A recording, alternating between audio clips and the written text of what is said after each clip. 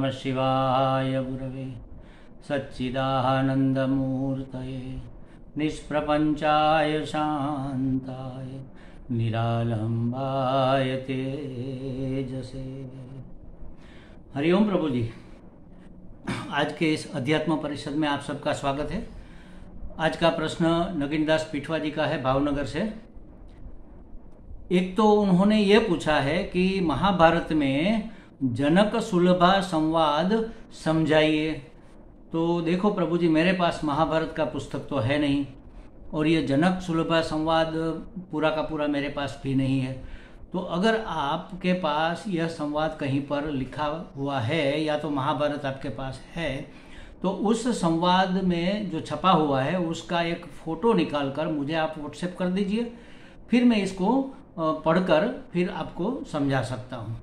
अब आपका दूसरा प्रश्न ये है कि गीता जी के अध्याय 9 के आरंभ में ही श्री भगवान कहते हैं राज विद्या महागुह्य उत्तमोत्तम पावन है। भगवान उसे प्रत्यभावगम कहते हैं, इसका अर्थ समझाइए। प्रत्यभावगम कहो या प्रत्यभिज्ञागम कहो।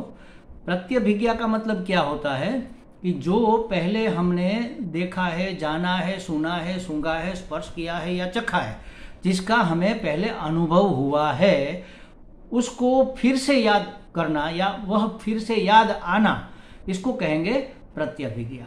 तो जैसे समझो कि अपना स्वरूप, मैं सत्य चित्त आनंद स्वरूप हूँ, मैं अस्थि भांति प्रिय स्वरूप हूँ, मैं अनंत ज्ञान स्वरूप हूँ, अनंत चैतन्य हूँ, अखंड एक रस आनंद स्वरूप हूँ। ये सब मेरे स्वरूप के बारे में विधान है।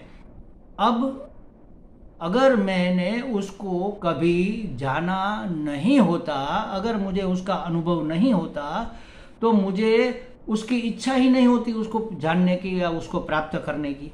मतलब ये हुआ कि हमने इसको कहीं ना कहीं इसका अनुभव किया है, लेकिन अज्ञान का आवरण बीच में पड़ा है। अगर श्रुति का गुरुमुख से श्रवण किया जाए और साधन चतुष्टय संपन्न अधिकारी है, तो श्रवण मनन निधि ध्यासन से उसे ज्ञान हो जाएगा। और ज्ञान हो जाएगा तो वह कहेगा कि मुझे प्रत्यभिज्ञा हो गई कि मैं कौन हूँ, कैसा हूँ, क्यों।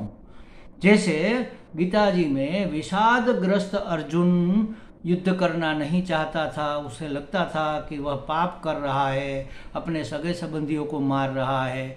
तो भगवान ने उसको समझाया।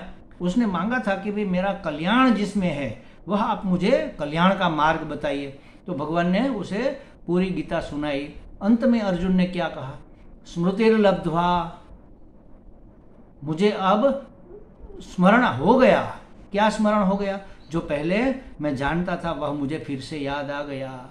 करिष्ये वचनम तव, अब हम आप जो कहते हैं उसी प्रकार करेंगे। तो उसको क्या हुआ? प्रत्यभिज्ञा हो गई कि मैं अखंड अनंत एक रस आत्मा हूँ, सत्य चित्त आनंद स्वरूप हूँ। एक आत्मा के सिवा इस दुनिया में और कुछ भी नहीं है। जो है, जो दिख रहा है वह आत्मा ही है, लेकिन हम उसको पहचान नहीं पा रहे। तो आत्मा सत है, मतलब कभी मरना जन्मना उसमें होता ही नहीं। चित्त है मतलब वह स्वयं प्रकाश है, स्वयं स्वतंत्र है, सर्वतंत्र स्वतंत्र है और आनंद स्वरूप है। तो दुख सुख की बात तो उसमें होती ही नहीं है। तो कौन किसको मारता है और कौन किसको बचाता है, कौन मरता है और कौन मारता है? आत्मा को तो न जल भिगो सकती है, न वायु सुखा सकता है, न अग्नि जला सकती है। तुम वह हो। और सामने जो दिख रहे हैं ये सब भी पहले भी थे, आज भी है, कल भी रहेंगे। जो ये वेश पहना है उसने, भीष्म पितामह का, द्रोणाचार्य का, यह वेश बदल जाएगा, किसी और रूप में आएंगे, लेकिन हो गए तो वही के वही, आत्मा तो वही है। तो अर्जुन को प्रत्यभिज्ञा हो गई।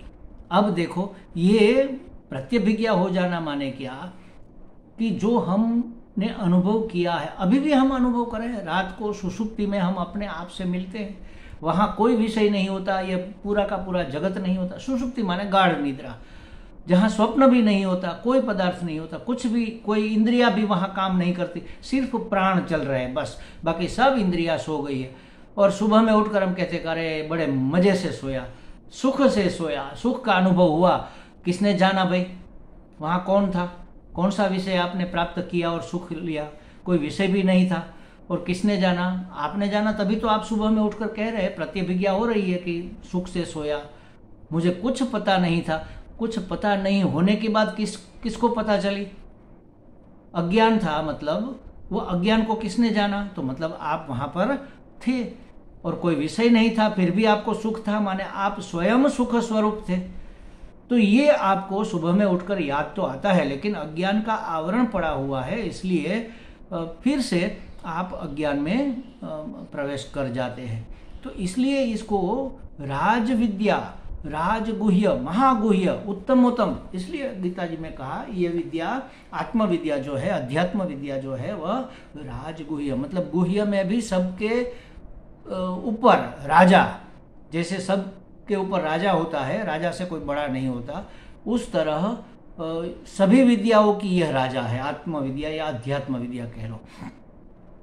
तो ये विद्या सबकी राजा है और महागुह्य है। राजगुह्य मतलब गुप्त, इतनी गुप्त है कि कोई इसको बड़ी मुश्किल से जान पाता है। अच्छा, गुप्त है तो आप तो बता रहे हैं ना, कहाँ गुप्त रही? इसीलिए महागुप्त कहा कि बताते हुए भी पकड़ में नहीं आती। कब का बता दिया, सबको पता है, अहम ब्रह्मास्मि, मैं ब्रह्म हूं, लेकिन बात कहाँ पकड़ में आई? क्या आप ब्रह्म हो गए? नहीं, स्वामी जी आप कहते हैं ठीक है मैं ब्रह्म हूं, लेकिन, बस ये लेकिन का पर्दा जो पड़ा है ना, लेकिन अभी तो बच्चे छोटे हैं, अभी तो उम्र नहीं है, अभी उसकी शादी करनी है, अभी ये करना है, वो करना है। तो समझे ही नहीं महाराज, किसने कहा कि बच्चों की शादी मत करो? किसने कहा कि आप व्यवहार सत्ता को छोड़ दो? किसने कहा कि ये सब फेंक दो? लेकिन इसके साथ आसक्त होने का कोई कारण इसलिए नहीं है कि सब तुम ही तुम हो, दूसरा कोई है। द्वैत का भान होना यही अविद्या है, मिथ्या को सत्य मान लेना यही अविद्या है, जो अनित्य है उसको नित्य मान लेना यही अविद्या है, जिसमें सुख नाम की कोई चीज बिल्कुल ही नहीं है, उस विषयों को सुख देने वाला मान लेना यही अविद्या है। सब जानते हैं, मानता कौन है? क्यों नहीं मानते भाई? क्योंकि यह विद्या अत्यंत गुह्य है, गुप्त है। इस गुप्त को जानने के लिए, कोई गुप्त चीज है उसको जानने के लिए क्या करना होता है?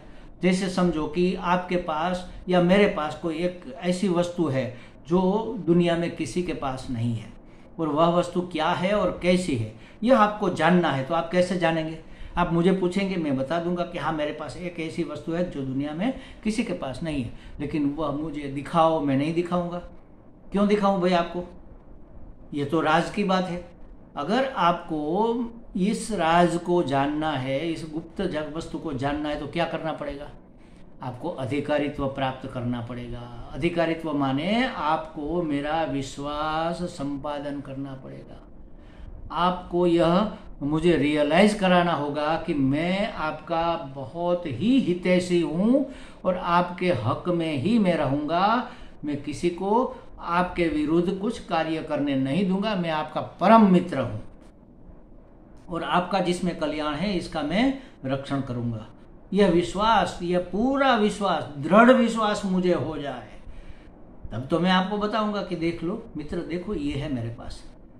लेकिन जब तक विश्वास नहीं होता, एक स्त्री एक पुरुष का वर्ण करती है, वर चुनती है, उसको वर चुनती है माने वर्ण करती है, और पुरुष भी उसका वर्ण करता है। जब एक दूसरे को वर्ण कर लेते हैं तभी एक दूसरे के सामने अपना पूरा जीवन अनावृत करते हैं, तभी वह उसके सामने पूरे खुले होते हैं। एक पत्नी अपने पति के पास जितना खुला होती है वह और किसी के पास नहीं होती। यह अधिकारित्व है पुरुष का, उसके पति होने का। तो उसी तरह अगर हमारे अंतःकरण में राग द्वेष नहीं है, माने कि साधन चतुष्टय संपन्न हम हो गए हैं, और मूल्यवान जो मूल्य है, गीता जी में 13वें अध्याय में जो मूल्य 20 दिए है वह ज्ञान के साधन भी है और ज्ञान भी है। इस मूल्यों का हमारे जीवन में वैल्यूज है, वैल्यू ऑफ वैल्यूज।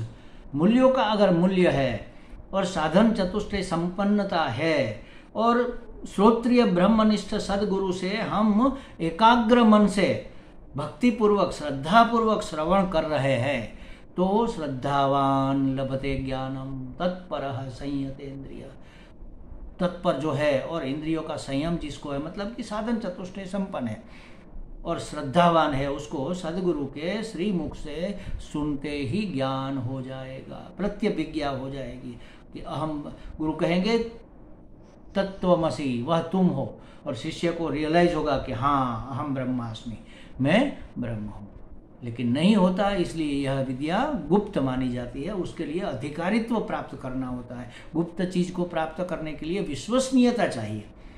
तो विश्वसनीयता माने उसका अधिकारित्व। जैसे एक मित्र की दूसरे मित्र में जो विश्वास होता है, पति का पत्नी में, पत्नी का पति में जो विश्वास होता है, ये मुझे नुकसान नहीं पहुंचाएगा, ये मेरा हित करेगा, ये मेरा कल्याण का ख्याल रखेगा, ये मेरे पक्ष में रहेगा, तब वह खुला होते हैं।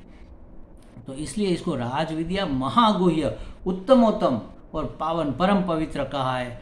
और उसमें उसकी प्राप्ति से क्या होता है, कहीं जाकर उसको प्राप्त नहीं करना है, कहीं कुछ बनकर प्राप्त नहीं, मैं हूँ ही, जो मैं चाहता हूँ वह मैं हूँ, इसका मुझे स्मरण हो आए, स्मृतिर्लब्ध्वा, मुझे प्रत्यभिज्ञा हो जाए। इसको प्रत्यभावगम भी कहा है, प्रत्यभिज्ञागम भी कहा है।